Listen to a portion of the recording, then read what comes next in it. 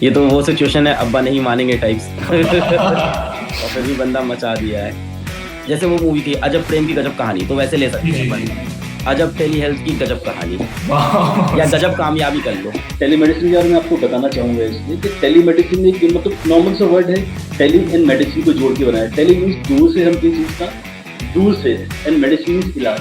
तो हम दूर से किसी चीज़ का इलाज कर पाए, इसी को टेलीमेडिसिन बोलते हैं आम भाषा में। इसके बारे में आगे बात करेंगे, पर ये जो बजट आया है इसके बारे में भी हम पूरा बात करेंगे, क्या प्लान है इसके।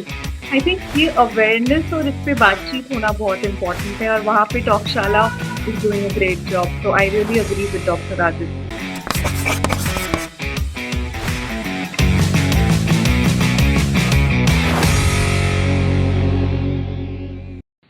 Hello everyone, this is Ritik Singh, PR of Digicure and welcome to सेहत की टॉकशाला। Guys, Digicure सेहत की टॉकशाला सीरीज लेके आया है जहां पे मिलेगा आपको आपकी सारी कॉमन हेल्थ रिलेटेड प्रॉब्लम्स का solution through a expert, and आपको मिलेगा आपके सारे सवालों का जवाब। So let's get started. तो आज का हमारा टॉपिक है टेली हेल्थ। गाइस, जब से बजट 2022 आया ना, मेंटल हेल्थ, टेली हेल्थ, इन सब चीजों के बारे में बहुत सारी बात हो रही है। तो आज हम आपके लिए लाए हैं एक एक्सपर्ट पैनल। तो आइए मिलते हैं हमारे एक्सपर्ट से। So let's welcome our first guest, the mental health guardian, doctor Aditya Dubey. Sir please अपने बारे में थोड़ा सा बताइए। मैं डॉक्टर आदित्य दुबे यहाँ सागर में एज ए साइकेट्रिस्ट प्रैक्टिस करता हूँ, और मैं काफी समय से डीजीक्यू से जुड़ा हुआ हूँ, और इससे काफी सारे पेशेंट्स को मैंने लाभ पहुंचाया है। तो मैं तो बहुत ज्यादा एक्साइटेड हूँ क्योंकि आज एक प्रोफेशनल साइकाइट्रिस्ट से हमें टेली हेल्थ के बारे में जानने को मिलेगा। So let's welcome our second guest, Mrs perfectionist Ankita Banerjee Das. Ma'am please introduce yourself. Thank you. Firstly before introducing I would like to thank you because ये बहुत अच्छी अपॉर्चुनिटी है इतने अच्छे टॉपिक के बारे में बात करने के लिए। मैं प्रोफेशनली एक कम्युनिकेशन मैनेजर हूँ with leading IT company in India, and recently मैंने अपनी एक डेब्यू बुक लॉन्च की है, Core Care. So I am also an author and a homemaker. Thank you. And also a multitasking woman. Thanks for adding that. And now last guest, the youth sensation, mister Alak Pandey. Sir please अपनी journey के बारे में थोड़ा सा बताइए। Hi everyone, myself Alak Pandey. So I belong to a tier 2 city of Uttar Pradesh, and have been in a financially challenged background. So thought of solving this problem. So I built an edtech platform named as PhysicsWala, which provides the quality education either free or at lowest cost to all of India. We have around 10 million total subscribers on YouTube and 3.5 million app downloads, and we boast the maximum number of JEE NEET aspirants that are studying with our platform right now. तो सवालों का सिलसिला शुरू करते हैं। तो मेरा पहला प्रश्न, सेहत की टॉकशाला का पहला प्रश्न है आदित्य दुबे सर से।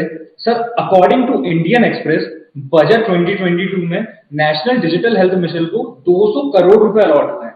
लाइक पिछले साल के मुताबिक सर ये 15 गुना ज्यादा मानते हैं। तो इस पे आपकी क्या राय है सर? सबसे पहले तो मैं भारत सरकार को धन्यवाद करना चाहूंगा कि उन्होंने मेंटल हेल्थ और के लिए इतना ध्यान दिया। उन्होंने इसके लिए जो बजट था 15 टाइम्स बढ़ा के किया। अवेयरनेस जब सरकार की तरफ से बढ़ेगी तो लोगों में भी अवेयरनेस आएगी। अभी क्या है, पिछले 2 साल से जब से पेंडेमिक आया है, तो हमें सिर्फ फिजिकल हेल्थ की तरफ ध्यान ज्यादा दिया है लोगों ने, पर इस लास्ट पेंडेमिक में 93% आपका मेंटल हेल्थ के प्रॉब्लम्स बढ़ गए हैं। WHO की रिपोर्ट है जिसमें लगभग 2 गुने हो गए हैं मेंटल हेल्थ प्रॉब्लम्स। इसी को ध्यान में रखते हुए शायद भारत सरकार को भी ये लगा हुआ कि नहीं, इसकी जरूरत है। और WHO ने एक रिपोर्ट प्रेजेंट की थी जिसमें कि सारे देशों में जो मेंटल हेल्थ प्रॉब्लम्स थे वो बड़े हैं और इनका उपचार नहीं हो पाया है। तो कहीं ना कहीं टेलीमेडिसिन से इसमें हेल्प होगी। और टेलीमेडिसिन के बारे में आपको बताना चाहूंगा इसलिए कि टेलीमेडिसिन एक मतलब नॉर्मल सा वर्ड है, टेली एंड मेडिसिन को जोड़ के बनाया। टेली मीन्स दूर से हम किसी चीज का, दूर से, एंड मेडिसिन मीन्स इलाज।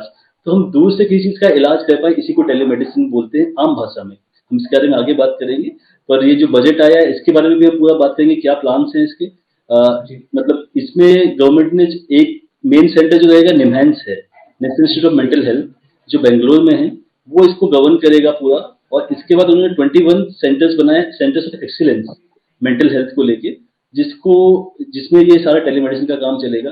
तो NIMHANS and International Institute of Information Technology Bangalore, ये दोनों मिलकर इसके ऊपर काम करेंगे। जो 200 करोड़ का बजट है वो इसके लिए लाया गया है, और इससे मेरे को लगता है कि मेंटल हेल्थ में बहुत बड़ा एक बूम आएगा, जिससे लोगों को फायदा होगा। तो sir tele health and telemedicine sir इतना ज्यादा प्रमोट हो रहा है, सर आपकी नजरों में आपको क्या लगता है आने वाले 5 सालों में सर टेली हेल्थ किस पोजीशन में होगा? देखिए, जिस प्रकार से पिछले 2 साल लोगों के लॉकडाउन में और वैसे गए हैं कि आपको नहीं मालूम कि अनसर्टेनिटी में गए हैं, और कई बार लोग कहीं जाना चाह रहे हैं, आपकी एक लिबर्टी वो भी छुपी है, तो कहीं ना कहीं आपको इससे फायदा होगा टेलीमेडिसिन से कि हम घर बैठे हमारी बीमारियों का उपचार पा सकेंगे विथ एक्सपर्ट्स। जैसे कि हमारे कंट्री में हमेशा से हेल्थ केयर वर्कर्स की कमी रही है, हेल्थ केयर प्रोवाइडर्स की कमी रही है, लोगों की एसेसिबिलिटी कम रही है हेल्थ केयर की तरफ, लोग पहुंच नहीं पाते हैं, दूर गांव में रहने वाले लोग सही जगह नहीं पहुंच पाते। तो इससे कहीं ना कहीं जहाँ टेलीमेडिसिन आने से अब हम दूरस्थ क्षेत्रों में, जो सबसे दूर के क्षेत्र हैं जहाँ लोगों का पहुंचना बहुत मुश्किल है, सारी चीजें वहाँ के लोगों को भी बेनिफिट पहुंचा सकते हैं। तो I think in next 5 years telemedicine कहीं ना कहीं बहुत अच्छा रोल प्ले करने वाली है। हालांकि ये सारी चीजों को ठीक नहीं कर सकते, पर बहुत सारी चीजों में इसका हेल्प मिलने वाला है, और मेंटल हेल्थ में डेफिनेटली बहुत ज्यादा इसका हेल्प है। अब सेहत की टॉकशाला का प्रश्न दूसरा अंकिता मैम से। मैम आपकी बुक है कोर केयर एंड उसके रिव्यूज काफी ज्यादा अच्छे हैं। मैम मैं जानना चाहता हूँ आपने क्या सोच के वो बुक लिखी? तो कोर केयर एक सर्च विद इन है, उसका नाम है सर्च विद इन, बिकॉज मेरा जो पूरा एक्सपीरियंस पैंडेमिक को लेके था और उसमें जो ऑब्जर्वेशंस थे वो बहुत ज़्यादा उस पर हाईलाइटेड था कि हम खुद क्या हैं, हम कौन हैं, हम क्या हैं, हम किससे बने हैं और हमारा रिलेशनशिप हमारे साथ कैसा है, वो बहुत ज़्यादा डिटरमाइन करता है हमारी लाइफ की क्वालिटी के लिए। तो उन सारे थॉट्स के साथ मैंने ये बुक लिखा, जिसका मेन फोकस है कि आपका रिलेशनशिप आपके साथ, आपके इनर मोस्ट सर्कल के साथ। अभी बहुत ही स्पेशल वीक वैलेंटाइंस डे चल रहा है और इसमें बहुत ज़्यादा सेल्फ लव और एम्पावरमेंट की बात होगी, लेकिन क्या मेरा सेल्फ सिर्फ मुझ तक सीमित है या क्या मेरे लाइफ में वो लोग जो जिनसे मैं जुड़ी हूँ, मेरा फैमिली, मेरा रिलेशनशिप्स, मेरे वर्क रिलेशनशिप्स, तो ये सारे लोग जो मेरा इनर मोस्ट सर्कल है वो कैसा है, मेरा रिलेशनशिप उनके साथ कैसा है। और आई फॉर्मली बिलीव अगर मेरा लाइफ इनसाइड अच्छा है तो जो मेरी बाहर की लाइफ है, चाहे वो सोसाइटी हो, वर्क हो, कहीं भी हो, उसका इम्पैक्ट बहुत पॉजिटिव होगा। एंड डेफिनेटली अगर हम मेंटल हेल्थ की बात करें तो हमारी सोच, हमारा विचार, हमारे फीलिंग सिर्फ हम तक जुड़े नहीं हैं, वो उन सारे लोगों से जुड़े हैं जो हमारे लिए खास है। तो अगर हम थोड़ा सा उस पे ध्यान दें, अगर हम उसको स्ट्रेंथन करें, अगर हम ये देखें कि हमारी लाइफ अंदर से बाहर कितनी अच्छी हो सकती है, देन ऑटोमेटिकली हमारी बाहर की लाइफ और हमारा आउटर लाइफ बहुत अच्छा होगा।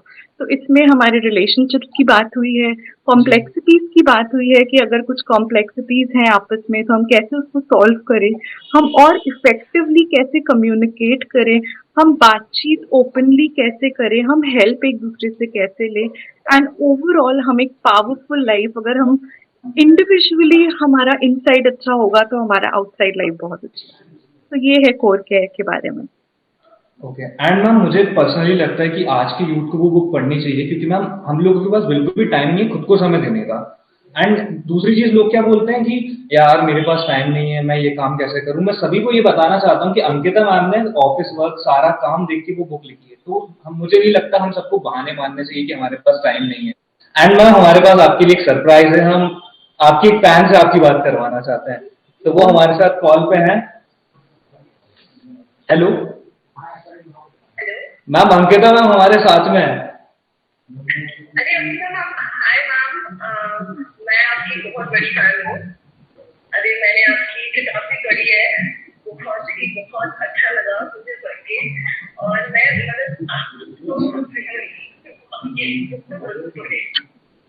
थैंक यू सो मच, ये बहुत ही प्यारा सरप्राइज है and I am so happy कि आपने इस बुक के बारे में पढ़ा। Thank you. जी जी ma'am, thank you so much ma'am. तो चलते हैं अगले प्रश्न की ओर। अगला प्रश्न है मेरा अलग सर से कि सर बच्चों की ट्रोलिंग की वजह से कभी ना कभी आपको डीमोटिवेशन जरूर होगा। एंड हमने देखा सर आप बाकायदा कुछ ट्रोलर्स का रिप्लाई भी करते हैं, तो सर आप में इतनी पॉजिटिविटी आती कहाँ से और आप रिप्लाई भी करते हैं एंड नेक्स्ट डे आप बाकायदा खड़े रहते हैं नेक्स्ट वीडियो के लिए एंड बाकायदा वो ट्रेंड करता है। तो सर मैं जानना चाहता हूँ आपकी पॉजिटिविटी का राज। मोर और लेस मुझे ऐसा लगता है I am a bit blessed here also कि 100 में से 98 comments are always positive and 2% are negative. तो ये मेरे साथ भी प्रॉब्लम थी स्टार्टिंग में कि मैं हमेशा नेगेटिव कमेंट्स ही ढूंढता था। इंसान की आदत होती है कि वो नेगेटिव चीज़ें अपने बारे में ढूंढता है, क्या बोल दिया किसी ने। तो मेरा भी ऐसा था कि स्टार्टिंग में ढूंढता था क्या किसी ने बुरा बोल दिया। Then one day I discuss this with my mother. तो उन्होंने बोला यार अलग आप हमेशा ये क्यों देख रहे हो कि कितने क्या बुरा बोला, आप ये नहीं देख रहे हो कितने लोग ने अच्छा बोला। तो आप उस 98% पे ज़्यादा कॉन्सेंट्रेट करो जो आपके बारे में अच्छा बोल रहे हैं, और उन पे कॉन्सेंट्रेट मत करो जो बुरा बोल रहे हैं। हाँ ऑफकोर्स कोई क्रिटिकल फीडबैक दे रहा है तो डेफिनेटली लेना चाहिए। ट्रोलर्स को तो यार हंस के, कभी कभी ट्रोलिंग यार मजा भी आता है, ऐसा नहीं है। ट्रोलिंग वो एंगेजमेंट बनाता है, वो मुझे ट्रोल करते हैं मैं उन्हें ट्रोल करता हूँ, क्लास में बढ़िया जी एंगेजमेंट होता है। So I sort of rhyme with the this generation, and I am not against trolling. Yes, it should be in limit. It should not be below the belt. ये मुझे भी लगता है कई बार। How I tackle with it, student का इतना प्यार रहता है, वो 98% प्यार है तो वो उसके ऊपर वेट करता है। ना I focus on my work कि यार अगले दिन फिर काम डिलीवर करूंगा। किसी दिन काफी ट्रोलिंग हुई है, किसी दिन पूरा नेगेटिव भी हुआ है, ऐसा नहीं है। ऐसे भी दिन गए हैं कि बहुत नेगेटिव कोई बहुत कंट्रोवर्शियल चीज आ गई है, तो मुझे पता है कि अगली सुबह फिर होनी है और अगली सुबह जाके मैं रॉक कर दूंगा और चीजें बदल जाएंगी। So that's how we work. तो सेहत की टॉकशाला का अगला प्रश्न डॉक्टर आदित्य दुबे सर से। सर हमारी सोसाइटी में ऐसा कहा जाता है कि यदि आप साइकाइट्रिस्ट के पास विजिट हो रहे हो तो आपका मानसिक संतुलन बिगड़ा हुआ है या फिर आप में कुछ कमी है। सर टेली हेल्थ ने इस सोच को बदलने में कितनी मदद की? हाँ, ये बात बिल्कुल सही है कि हमें पागलों का डॉक्टर कहा जाता है और लोग हमारे पास यही बोल के नहीं आना चाहते कि ये मैं पागल थोड़ी हूँ जो पागलों के डॉक्टर के पास जाऊँ। पर ये चीज बहुत मतलब अभी हमारे यहाँ जो एजुकेशन है, हेल्थ एजुकेशन बहुत कमजोर है लोगों का, और एक अवेयरनेस बहुत कम है मेंटल हेल्थ को लेके। तो इस कारण से प्रॉब्लम होती है। मीन्स आप ये मानेंगे कि जो मेंटल इलनेस, जो साइकेट्रिक इलनेस, वो साइकेट्रिक इलनेस जो पागलपन है, वो सिर्फ 2% ऑफ टोटल पेशेंट हमारे पास जो आते हैं वो सिर्फ 2% में वो जाती है। बाकी सब में आज जो स्ट्रेस है हमारे अंदर, मतलब आप ये सोचिए कि 4 साल का बच्चा डिप्रेशन से पीड़ित हो सकता है। तो इतना स्ट्रेस, इतना वो है कि हम उसको समझ नहीं सकते, पर अवेयरनेस ना होने के कारण लोग सही डॉक्टर के पास नहीं पहुंचते। अब जब ये टेलीमेडिसिन चालू होगा, जब हमारे हेल्थ केयर वर्कर्स ऐसी जगह बैठेंगे, जब उनके पास वो ऑप्शंस देंगे पेशेंट को कि आपको किसको दिखाना है, जब उनके पास एक एजुकेशन होगा कि पेशेंट उनके पास पहुंचा कि सर मेरे को फला फला प्रॉब्लम हो रही है, अब मेरे को आपके थ्रू डॉक्टर को दिखाना है। तो हेल्थ केयर वर्कर को अगर एजुकेटेड रहेगा, उसको मालूम होगा, तो उसको मालूम होगा कि इस चीज के लिए उनको साइकेट्रिस्ट के पास जाना है या ये बीमारियां साइकेट्री के अंदर आती हैं। तो वहां से कहीं ना कहीं डेफिनेटली इसको हेल्प होने वाली है और लोगों में अवेयरनेस पहुंचने वाली है कि नहीं ये मतलब अभी लोग क्या होता है कि सिर्फ उनको नहीं समझ आता कि हेडेक के लिए भी हमारे पास आ सकते हैं, स्लीप डिस्टर्बेंस के लिए भी आ सकते हैं, एंजाइटी के लिए भी हमारे पास आना है। आपको ओसीडी एक बहुत कॉमन बीमारी है लोगों में, जो रिपीटेड बिहेवियर्स होते हैं, उसके लिए हमारे पास पर लोग नहीं पहुंचते। वो जाते हैं नॉर्मल फिजिशियन के पास जाते हैं, घबराहट हो रही है सर, हमें पाल्पिटेशन हो रहा है, हम हार्ट अटैक के लिए चले गए फिजिशियन के पास। एक 19 साल के बच्चे को हार्ट अटैक नहीं आ सकता ना, मतलब रेयरली हो सकता है पर नहीं आएगा ऐसे नॉर्मली। तो वो जाते हैं उनके पास। जब हेल्थ केयर वर्कर इस चीज को जानेगा और उसको मालूम होगा कि क्या बीमारियां, मानसिक रोग कौन कौन सी बीमारियां होती हैं, तो वो सही चीजें सही बता पाएगा पेशेंट के घर वालों को या पेशेंट को, और वो उसका सही इलाज हो सकेगा। और कहीं ना कहीं हम टेलीमेडिसिन के थ्रू अपने हेल्थ केयर वर्कर्स जो पेरिफेरी में बैठे हैं, जो नॉर्मली उनको भी, आप एएनएम्स हैं, सब सेंटर में काम करने वाले वर्कर्स हैं, उनको भी जानकारी नहीं होती, तो हम टेलीमेडिसिन के थ्रू उनको भी एजुकेट कर सकते हैं क्लासेस लेके कि क्या क्या मेंटल इलनेस है। तो कहीं ना कहीं इससे फायदा मिलने वाला और मेंटल हेल्थ के बारे में लोगों को फायदा होगा, मालूम चलेगा। इससे टेलीमेडिसिन इसमें हेल्प करेगी। एंड सर मुझे एक चीज क्या लगती है, जब मतलब होता क्या था, जब आप सोचते हो आप साइकाइट्रिस्ट के पास जा रहे हो, आपको एक डर तो रहता था कि 8 लोग मुझे देख ना ले, कोई पहचान का मिल गया, कोई रिलेटिव हाँ, मिल गया। तो वो उसमें भी जो टेलीमेडिसिन है आपकी प्राइवेसी को मेंटेन करने में एक हेल्प बिल्कुल करेगी। सर जी। तो टेलीमेडिसिन से मतलब ये जो उसके फायदे हैं, हम उस बारे में अगर बात करें तो टेलीमेडिसिन से बहुत सारे फायदे होने वाले हैं। उसमें से एक आज जैसे आप लोगों ने कि प्राइवेसी आदमी की मेंटेन रहेगी। प्राइवेसी वैसे भी हम कोशिश करते हैं कि अपने क्लिनिक से भी मेंटेन करें, पर आने जाने में लोगों को लगता है कि इस क्लिनिक में गए ना मतलब कोई ना कोई बात पागलपन वाली हुई होगी इसलिए वहाँ जा रहा है। तो एक तो प्राइवेसी मेंटेन होगी, दूसरा जो एज ए होल इंडिया में साइकेट्रिस्ट की कमी है, बहुत कम है, और सारे डॉक्टर्स की कमी है, सारे स्पेशलिस्ट की कमी है। तो ये भी जहाँ साइकेट्रिस्ट नहीं है, जैसे हम जिस डिवीजन में बैठे हुए हैं, पूरे डिवीजन में हम कुल मिला के 2 डॉक्टर्स हैं, तो हमारे 5 डिस्ट्रिक्ट में 2 डॉक्टर्स हैं। ऐसे इंडिया में हर जगह एग्जाम्पल होगा कि बहुत कम डॉक्टर थे, तो ये भी हम पूरा कवर कर सकते हैं। जैसे कि डीजीक्यू से मैं यहाँ बैठ के बिहार के पेशेंट, एमपी में बैठ के बिहार के पेशेंट देखता हूँ, थैंक्स टू डीजीक्यू फॉर दिस, कि उसके लिए हम वहाँ के पेशेंट भी देख पाते हैं। तो सेम वे, एक तो हम आसान तरीके से पेशेंट को एक्सेसिबिलिटी दे रहे हैं, दूसरा उसका पैसा बचता है, उसको डॉक्टर के पास जाने के लिए जो पैसा लगेगा उसका समय बचता है, उसका समय की वो होती है। और साथ साथ में जो मैंने बोला कि हम हेल्थ एजुकेशन प्रोवाइड कर सकते हैं पेरिफेरी के लोगों को, और हेल्थ केयर वर्कर्स को, और कहीं ना कहीं shortage of health care workers की वो होगी। और जो रुकावट आती है इलाज में कि हम एक बार तो डॉक्टर के यहाँ हम नागपुर तक को आए या फिर कहीं भी बड़े शहर पे होके आ गए, पर अब हम बार बार वहाँ नहीं जा पा रहे, लॉकडाउन लग गया, हम नहीं जा पा रहे, तो उसकी जो बीमारी का इलाज है वो रुकेगा नहीं। टेलीमेडिसिन के थ्रू उसको घर बैठे इलाज मिल सकता है और अपना इलाज कंटिन्यू कर सकता है।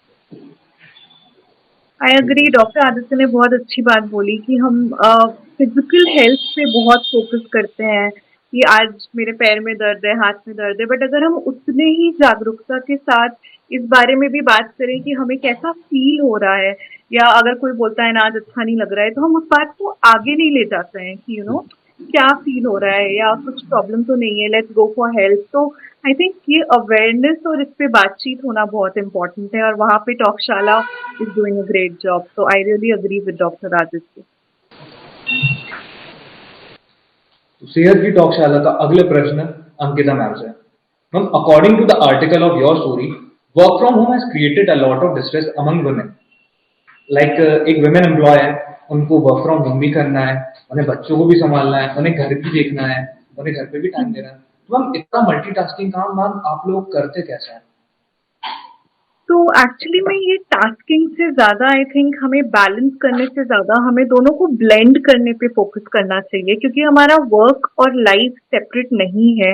हमारा वर्क हमारे लाइफ का ही एक बहुत इंटीग्रल पार्ट है। तो अगर हम इसको एज अ सर्कल देखें कि हमारा ऑफिस का रिलेशनशिप और हमारे घर का रिलेशनशिप कैसा है, मैं घर पे कितने ओपनली अपने ऑफिस के बारे में, अपने प्रायोरिटीज के बारे में बात कर सकती हूँ, या मेरे फैमिली में कितना सपोर्ट है, उससे मेरे वर्क लाइफ पे बहुत इम्पैक्ट होगा। एंड सिमिलरली अगर मेरे ऑफिस में कुछ स्ट्रेस है और अगर मैं घर पे इसके बारे में बात भी ना कर पाऊँ, अगर मैं अपने हस्बैंड को या अपने फैमिली मेंबर्स को कम्युनिकेट नहीं कर पाऊँ, तो वहाँ पे प्रॉब्लम है। तो आई पर्सनली फील कि हमें इनको सेपरेटली नहीं देखना चाहिए, या हमें सिर्फ ये नहीं बताना चाहिए कि आज मेरा दिन बहुत खराब है, बहुत सारा काम है, बट एक्चुअली में हमें इन्वॉल्व करना चाहिए अपने घर वालों को अपने वर्क लाइफ में। एंड सिमिलरली हमें अपने वर्क प्रायोरिटीज सेट करने चाहिए। एक बहुत छोटा सा एग्जांपल दूंगी। कल एक हफ्ते से लास्ट मेरे घर में मेरे सबकी बहुत तबीयत खराब है because of viral and seasonal flu, और मेरी मेड छुट्टी पे थी और कल वो आई एंड कल पहला दिन था उसका, और आते ही उसने मुझे बोला दीदी मैं एक कॉल करना चाहती हूँ। और उसने कॉल किया एंड वो बहुत परेशान थी, उसके घर में कुछ लड़ाई झगड़ा मारपीट।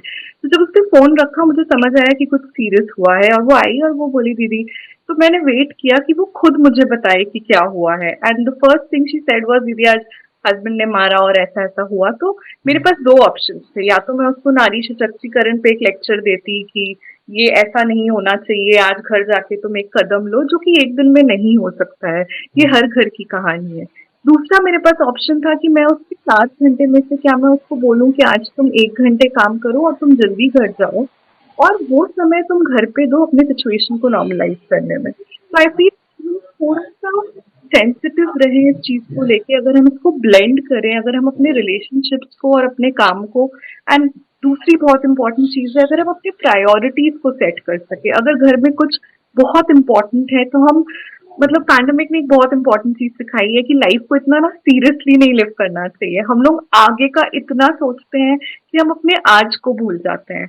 तो हम अपने डेडलाइंस, गाइडलाइंस वो सब अपनी जगह पे रखें, बट अगर हम अपने आज को बेहतर करें, देन आई ट्रूली फील हमारे वर्क लाइफ बैलेंस से हमारे लाइफ में एक बहुत पॉजिटिव इम्पैक्ट होगा। तो आई फील ये छोटे छोटे कुछ नुस्खे हैं जो हम अगर अपना सके, ब्लेंड कर सके, अपने घर वालों से कम्युनिकेट कर सके, प्रायोरिटाइज कर सके, देन डेफिनेटली हमारा मेंटल वेलबींग और ओवरऑल वर्क लाइफ वेलनेस बहुत अच्छा हो सकता है। बिल्कुल अंकिता जी ने जो बात कही कि कम्युनिकेशन मतलब संवाद बहुत जरूरी है। अगर हम मेंटली फिट रहना चाहते हैं तो हमारा कम्युनिकेशन हमारे फैमिली मेंबर से, हमारे फ्रेंड्स से, हमारे कोलीग से बहुत अच्छा होना चाहिए। जो भी चीज़ हमें सही या गलत लग रही है, हम एक बार उसको सामने बोले तो सामने वाले से। कई बार हमारे आधे प्रॉब्लम्स इसके हो जाते हैं कि हम अपनी चीज़ों को बता ही नहीं पाते हैं किसी को, उसको अंदर रख रख के हमारे अंदर मेंटल प्रॉब्लम्स ही चालू हो जाते हैं।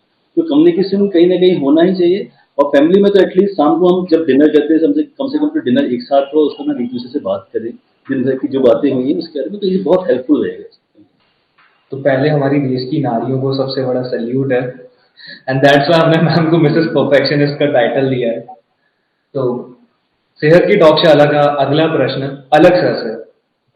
सर, आपको नहीं लगता कि स्कूल एंड कॉलेजेस में टेली हेल्थ के कियोस्क होने चाहिए जो बच्चों की प्रॉब्लम को एड्रेस करें? लाइक सर, प्रिपरेशन टेन्योर्स के टाइम पे होता क्या है, बच्चों के ऊपर पढ़ाई का बहुत ज्यादा प्रेशर रहता है एंड वो डॉक्टर के पास विजिट नहीं हो सकते। तो सर आपको नहीं लगता अगर कियोस्क होंगे तो मतलब उनको फिर चाहे मेंटल पेन हो या फिर कोई और पेन हो तो वो सर कियोस्क की वजह से सर वो सब सही रहे? ना आई एग्री। देखो मेंटल वाला point is very very very very very important. We deal with the India's most toughest examination aspirants, that is IIT JEE. तो मतलब ऐसी जगह जहाँ 1% बच्चा सेलेक्ट होने वाला है। मेडिसिन का भी, मेडिकल का भी सेम हाल है, जहाँ पे आउट ऑफ 16 लाख में से 40,000 बच्चा सेलेक्ट होगा, तो रिमेनिंग नहीं सेलेक्ट होगा। और हर साल आप देखते हो कि बहुत ही गंदी न्यूज़ आती है, whether it's from Kota, whether it's from Jaipur or anywhere, suicides की न्यूज़ आती हैं। और इसमें तो क्या होता है ना, दिक्कत क्या होती है बच्चे की, बच्चा डिस्कस किससे करे। अभी वो ऑनलाइन प्लेटफॉर्म पे लिखता है तो यहाँ ट्रोलिंग और सरकाज़म इतना ज़्यादा है कि कोई किसी को सीरियसली लेता नहीं। वो अपने घर में इसको डिस्कस कर ही नहीं सकता है, अपने टीचर्स से वो डिस्कस करता नहीं है ऐसी चीज़ें। तो ये ऑलवेज, और उसको ना एक फ़ोन नंबर चाहिए बस। उसको अपनी शक्ल नहीं दिखानी है, उसको किसी के सामने बैठना नहीं, वो झिझकता है, अपनी आइडेंटिटी नहीं बताना चाहता। सबसे पहली चीज़ तो कि मैं ऐसा कर रहा हूँ, मेरे घर में पता चल गया तो उसको एक फ़ोन नंबर चाहिए जिस पे वो कॉल करके बता सके कि मेरे ये प्रॉब्लम है, और कोई उसे सामने से कंसोल कर सके। ऐसा नहीं है, मेरे पास इंस्टाग्राम पे कई बार ऐसे मैसेज आते हैं, और मोस्ट ऑफ द टाइम ऐसे मैसेज जो आते हैं उन आईडीज़ पे फोटोज़ नहीं होती, क्योंकि उनको डर लगता है कि मेरी आइडेंटिटी पता चल जाएगी, कहीं से कुछ निकल जाएगा। और कई बार वो मैसेज सीरियस होते हैं। और टू बी वेरी ऑनेस्ट, मैं आपसे एकदम खुल के बता रहा हूँ कि इनिशियली तो मैं उन सारे मैसेज का रिप्लाई करता था जब भी ऐसा क्रूशियल दिखता था, बट आज के टाइम पे मेरे लिए भी पॉसिबल नहीं है। मैं कैसे करूँगा, मैं देख ही नहीं पा रहा हूँ। तो yes, students definitely need physical health. तो हाँ, फिजिकल हेल्थ तो इंपॉर्टेंट है ही है। फिजिकल हेल्थ तो आई थिंक है ही है, मतलब वो तो हमेशा ही रहेगा। बट मेंटल हेल्थ का concern is growing with this growing competition. और अभी ना अपनी जनरेशन भी थोड़ी सोशल मीडिया पे इतनी फंस गई कि मेंटल हेल्थ एक बहुत बड़ी प्रॉब्लम बनने लग गई उनके लिए। सामने उनको कंपटीशन दिख रहा है, वो सामने वाला इतना अच्छा कपड़ा पहन रहा है, उसकी फोटो अच्छी आ रही है, उसके इतने फॉलोअर्स बढ़ गए हैं, मेरे इतने कम है। और स्टूडेंट्स के बीच में ये चीज़ बहुत एग्रेसिवली हो रही है। अब मार्क्स के टर्म्स में भी ये चीज़ बहुत ज़्यादा चल रही है यार, कि मतलब वो सेलेक्ट हो गया, मैं नहीं हुआ हूँ, सब साथ में पढ़े हैं, क्या कहेंगे यार। एक फ़ोन नंबर की नीड है, और टू बी वेरी ऑनेस्ट मेरे को भी नीड है, सबको नीड है एक फ़ोन नंबर की। नहीं, I will be very dam honest with it. Sometimes eight रात के 12 बजते हैं, वो ख्याल हम लोग के दिमाग में भी क्या क्या चलते हैं हम लोग जब खुद जानते हैं। Sometimes we need a number जिस पे हम कॉल कर सकें। अब मेरे पास तो बच्चों की मोटिवेशन है, वो कमेंट्स पढ़ के वापस मोटिवेट हो गया, या मुझे पता है कि I have a very big target to achieve. But there are lots of our employees also need it, so everyone need it, it's not only about student I think. अभी इसके लिए गवर्नमेंट ने जो स्टार्ट किया है national mental health program में, उन्होंने national mental health awareness program किया है, जिसमें स्कूल में अवेयरनेस कैंप्स किए जा रहे हैं। तो वो अभी direct by going there and जो भी साइकेट्रिस्ट या फिर मेंटल हेल्थ प्रोवाइडर होता है वो जाके वहाँ पे अवेयरनेस देते हैं। और इसके साथ में दूसरे भी कैंप्स लगते हैं। हाँ, पर ये कियोस्क बनने से एक बहुत हेल्प हो जाएगी। 24 मतलब हमेशा स्कूल में जब भी स्कूल चालू है तो बच्चों की एक अवेलेबिलिटी होगी, तो डेफिनेटली ये हेल्प करेगा, और हम इसकी कोशिश कर सकते हैं। मतलब गवर्नमेंट को इसके बारे में एक सुझाव दिया जा सकता है, डेफिनेटली विल हेल्प। तो इंटरवल का समय आ चुका है, अब हम एक गेम खेलते हैं। मैं आप तीनों को एक हाइपोथेटिकल सिचुएशन दूंगा एंड मैं जानना चाहता हूं आप उस सिचुएशन में होते तो आप क्या करते। तो डॉक्टर आदित्य सर, मेरा आपसे एक सवाल है। सर, आपने बहुत सारे लोगों को काउंसलिंग दी है एंड आपने आपके फ्रेंड्स एंड फैमिली को भी दी होगी। तो सर मेरा एक छोटा सा सवाल था, सर आप क्या उनसे भी फी चार्ज करते हैं? नहीं, उनसे फ्री तो चार्ज नहीं करता हूँ, तो उल्टा वो मेरे से आके फ्री की दवाइयाँ भी ले जाते हैं। ओह, वाह। तो जो भी मेरे फैमिली एंड फ्रेंड्स हैं, एक तो पहले थोड़ा हेजिटेशन रहता है साइकियाट्रिस्ट के पाने, बाकी कोई फिजिशियन हो तो उनके पास इजीली लोग जाते हैं, पर एज ए साइकियाट्रिस्ट फैमिली और फ्रेंड्स आने में हिचकते हैं कि मैं इसके पास जाऊंगा, इसको मेरी सारी पर्सनल चीजें मेरे को बतानी होंगी। पर तो भी कुछ लोग जो एजुकेटेड हैं और जो हिसाब से हैं तो वो आते हैं। पर ये बात है कि साइकियाट्रिस्ट होने का ये फायदा है कि रिलेटिव्स आपके पास कम आएंगे, तो थोड़ा डॉक्टर होते तो आपके पास ज्यादा लोग आते। तो हमारा अगला सवाल है अंकिता मैम से। मैम, आप एक कंटेंट क्रिएटर भी हैं, आपने एक बुक भी लिखी है एंड तो मैम आप एक राइटर ऑलरेडी हैं। तो मैम आपको एक, आपने कभी कोई बुक पढ़ी हो अपने स्कूल लाइफ में या नॉवल पढ़ी हो, आपको उसको रिक्रिएट करना है, तो मैम आप उसको कैसे करेंगे?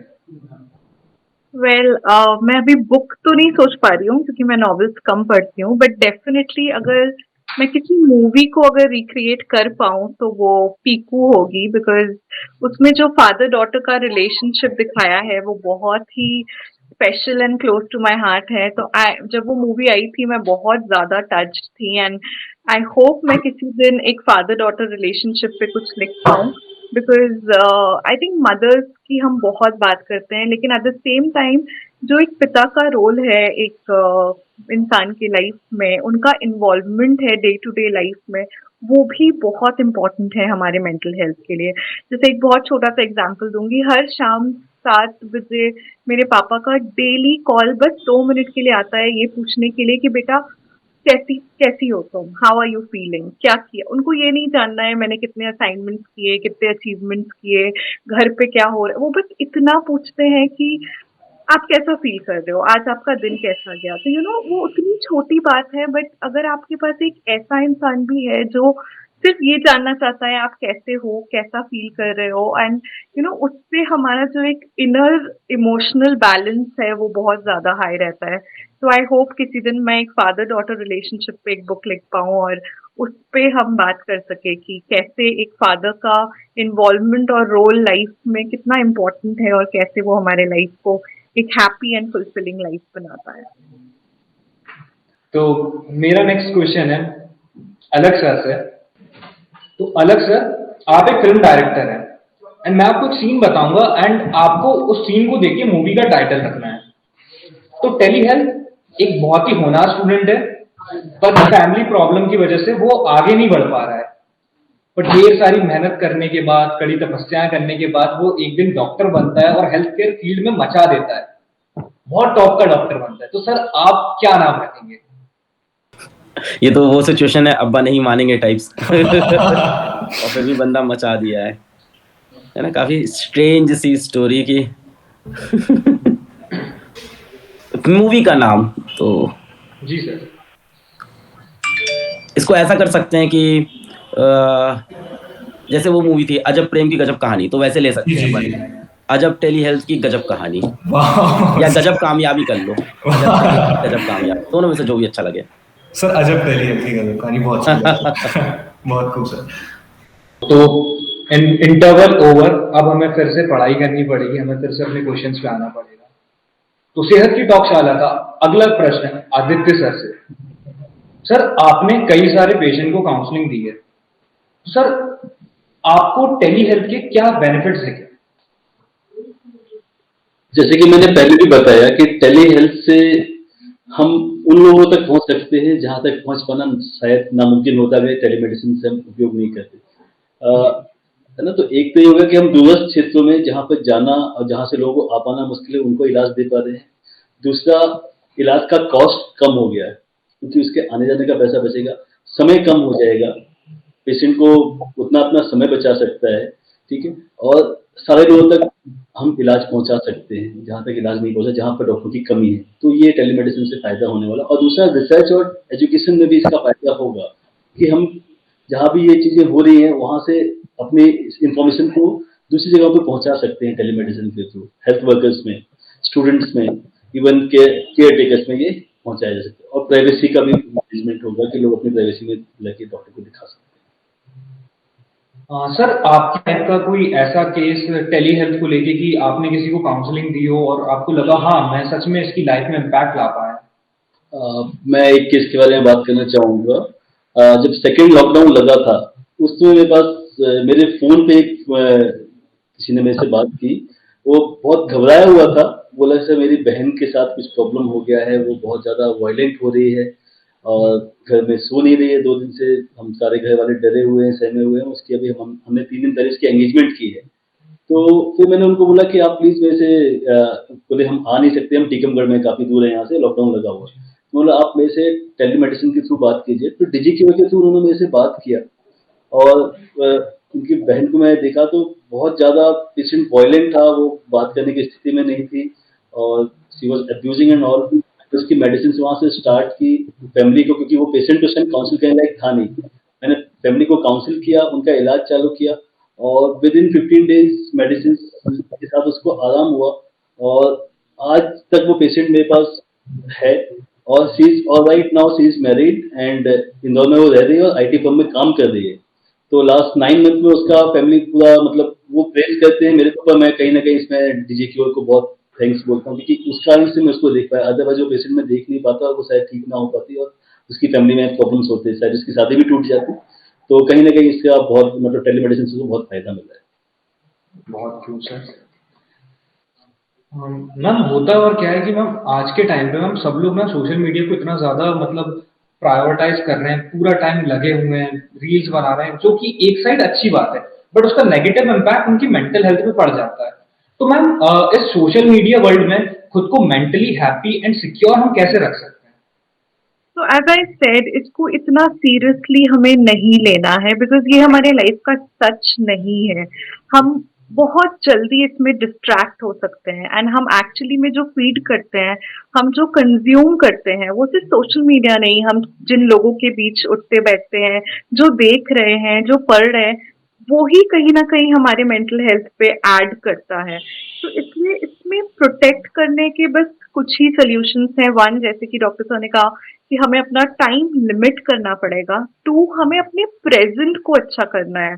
हम जो पोस्ट करेंगे उससे पहले जो वो मोमेंट है, अगर हम उसको ज्यादा उस पर फोकस करें, ये जवानी है दीवानी में बोला था ना कि आप एक ही टाइम पे दो जगह नहीं हो सकते, तो आप जहाँ हो उस जगह का मजा लो, वहां पे फील करो। सो आई थिंक माइंडफुल होना, आप कहाँ हो, ब्रीथ करना, अपने प्रेजेंट में रहना बहुत इम्पोर्टेंट है। एंड ये चीजें बहुत छोटे प्रैक्टिसेस है। क्या हम एक ग्लास पानी भी सुकून से पीते हैं बिना कुछ सोचे, बिना कहीं फोन पे देखे? सो आई थिंक एक ग्लास ऑफ वाटर भी अगर हम अच्छे से पी रहे हैं, या अगर हम 5 डीप ब्रेथ ले रहे हैं दिन भर में, ये भी हमारे मेंटल हेल्थ को बेटर करता है। And these things can happen without social media. तो डेफिनेटली थोड़ा सेन रहना, खुद को राइट एंड रॉन्ग से बचाना, ये समझना कि ये जीवन का सत्य नहीं है, सबका सत्य, सबका टाइम अलग है। एंड ऑफ कोर्स लिमिट करना अपने टाइम को, थोड़ा सोशल ब्रेक्स लेना, डिटॉक्स करना। आजकल डिजिटल डिटॉक्स की बहुत बात हो रही है, तो खुद को वहां से हटाना। और ये बहुत ही इंडिविजुअली एक डिसिप्लिन्ड एफर्ट है जिसमें हम आप सब इसके पार्ट हैं, बिकॉज आई थिंक हम सब कहीं ना कहीं इसको कंज्यूम कर रहे हैं। तो अगर हमारी रियल क्वालिटी ऑफ लाइफ पे हम फोकस करेंगे तो हमें सोशल मीडिया पे इतना टाइम स्पेंड करने की जरूरत नहीं पड़ेगी। तो खुद के साथ हम कितने कंफर्टेबल हैं और हम अपना टाइम कितना अच्छे से बिता रहे हैं, वो बहुत इम्पोर्टेंट है। तो सेहत की टॉकशाला का अगला प्रश्न अलग सर से। तो सर, एग्जाम्स की प्रिपरेशन के टाइम बच्चों के ऊपर बहुत ज्यादा प्रेशर रहता है एंड उससे उनकी मेंटल हेल्थ पे काफी ज्यादा इफेक्ट पड़ता है। सर, वो ऐसा क्या करें? आप कुछ ऐसी टिप्स दे सकते हैं कि उनकी मेंटल हेल्थ सही रहे, वो लोग एग्जाम्स पे भी फोकस रह सकें और सारी चीजें अच्छे से हों? बहुत सारे होते हैं। जैसे सबसे पहला मेरा पॉजिटिव मैसेज मैं बहुत क्लियरली खड़े होकर बोलता हूँ कि look, I am myself not an IITian, but are lots of IITian work with me right now, है ना। I don't say work for me, they work with me, that's a better statement. और ऐसा ऐसा करते हैं हम लोग कि देखो, ऐसा है कि हम लोग साल भर ये चीज़ नहीं बोल सकते कि आप IIT नहीं करोगे और लाइफ बहुत मस्त होगी। हम लोग कह नहीं सकते ना। अगर आप ये सपना बेचने लगोगे उनको, तो वो पढ़ना छोड़ देंगे। तो ऑफकोर्स स्टार्टिंग में आपको बताना होता है IIT इंपॉर्टेंट है, getting a good college is important, आपको मेडिसिन में जाना है, गवर्नमेंट कॉलेज इंपॉर्टेंट है, NIT इज इंपॉर्टेंट है, लाइफ में कुछ अच्छा करना है। अब हम लोग तो JEE NEET पढ़ाते हैं तो वही बोलेंगे, अदरवाइज कोई और कुछ पढ़ाता है, कोई क्लैट पढ़ाता है तो बोलेगा आप NLU में जाओ तो ये अच्छा होगा। तो of course we have to do that. But जब रिजल्ट आता है ना, that day we change completely. तब हम बोलते हैं कि तेरा 40 नंबर आया तो भी मुझे तुझसे प्यार है, तेरा 100 नंबर आया तो भी मुझे तुझसे प्यार है। और आज का ये नंबर तेरी लाइफ कहीं से डिसाइड करने वाला नहीं है। फिर मैं अपनी स्टोरी उनको बताना स्टार्ट कर देता हूँ कि यार मैंने 3rd ईयर में अपना कॉलेज खुद छोड़ रखा है, मैं खुद, आई am my self a college drop out. तो मैं यहाँ पे खुद 12th पास होकर बैठा हुआ हूँ and I am doing this, so you can also do this. तो मेरे पास तो ये सिंपल होता है। इसके बाद we have 50 more examples across the world कि यार ये देख ले, ये बंदा है, इसने कहीं से IIT नहीं की, किसी बड़े कॉलेज से पढ़ाई नहीं की, इसने लाइफ में मचा रखा है, तो ये मचा सकता है तो तू भी मचा सकता है। तो that's how we motivate them. और बाकी तो वही रेगुलर लाइन है कि अब ना बच्चा आजकल रेगुलर लाइन नहीं एक्सेप्ट करता। उसको बोलो कि कोई बात नहीं, जिंदगी बहुत लंबी, ये सब नहीं है। उसको एग्जाम्पल चाहिए रियल लाइफ, तो उसको 40-50 एकदम लाइन से रियल लाइफ एग्जाम्पल दो, समझ जाता है कि हाँ अभी। और आप भी देखो ना, कितने बच्चे IIT में नहीं जाते, प्राइवेट कॉलेज से जाके मचा देते हैं लाइफ में। तो अभी तो लाइफ लंबी है, तो बस पहला पड़ाव था, पहला स्टेप था, इसके बाद तो बहुत लंबी है। और कितने बच्चे IIT में जाके, IIT का एवरेज पैकेज क्या है? 5 लाख, 5.5 लाख। तो फिर आप इंडियन डॉक्टर की एवरेज सैलरी क्या है? 7 से 8 लाख रुपए एनम की एवरेज पैकेज यही है। अगर आप सर्च कर लो, 10 लाख है, MD के ले लो 10 लाख है, तो इतनी बड़ी सैलरी तो नहीं है मेरे ख्याल से। एवरेज की बात कर रहा हूँ, सम एक्सेप्शंस तो अलग होंगे ही। तो मैं यही बोलता हूँ, these are not the only profession and this is not the only exam that you have to consider. जैसा हमारे डॉक्टर आदित्य दुबे सर ने बताया कि टेली हेल्थ के बेनिफिट बहुत ज़्यादा हैं। पहले लोग साइकाइट्रिस्ट के पास जाने से डरते थे, उन्हें लगता था कि कोई पहचान का देख ना ले, लेकिन टेली हेल्थ ने इस सोच को पूरी तरीके से मिटा दिया है। तो टेली हेल्थ ने इस सोच को बदलने में बहुत बड़ा रोल प्ले किया है। और जैसा हमारी अंकिता मैम ने बताया कि जब तक आप सेल्फ लव नहीं करेंगे तब तक आप दूसरे से प्यार नहीं कर पाएंगे। तो पहले आप खुद से प्यार कीजिए, और इसी सोच को लेके उन्होंने ये किताब लिखी। सोशल मीडिया के कई सारे हैक्स बताए कि यदि आप कम लिमिटेड क्वांटिटी में कोई चीज़ यूज़ करते हैं तो उसके बहुत सारे फायदे हैं, लेकिन जब आप एक्सेस मोड में वो चीज़ यूज़ करेंगे तो उसके नेगेटिव इम्पैक्ट आपकी मेंटल हेल्थ को पड़ता है। तो हमें हर चीज़ को लिमिटेड क्वांटिटी में यूज़ करना है। और जैसा हमारे अलग सर ने बताया कि जब आप कुछ नया काम करते हैं तो ट्रोलर्स आते हैं, लेकिन उन ट्रोलर्स को देख के आपको मोटिवेट होना है, ना कि डीमोटिवेट। और वो एक कहावत है ना कि हर राही की मंजिल में पत्थर होते हैं, या तो रुक जाओ या तो आगे बढ़ जाओ। और अलग सर ने भी यही किया, वो आगे बढ़े। तो हमारे सभी स्पीकर्स का बहुत बहुत धन्यवाद। टेली हेल्थ हमारी कंट्री का फ्यूचर है, और वो दिन भी दूर नहीं जहां हर गांव में एक विशेषज्ञ डॉक्टर होगा। किसके माध्यम से? टेली हेल्थ के माध्यम से। और वो कहते हैं ना, जब कुछ नया करेगा इंडिया तभी तो बढ़ेगा इंडिया। तो वो ये नया यही है। हमें देश का नागरिक के होने के नाते हमारा फर्ज है कि हम टेली हेल्थ को खुद से प्रमोट करें और आगे बढ़ाएं। तो सेहत की टॉकशाला का ये चैप्टर यहीं पे समाप्त होता है। फिर मिलेंगे इसी क्लास में अगले चैप्टर के साथ। धन्यवाद।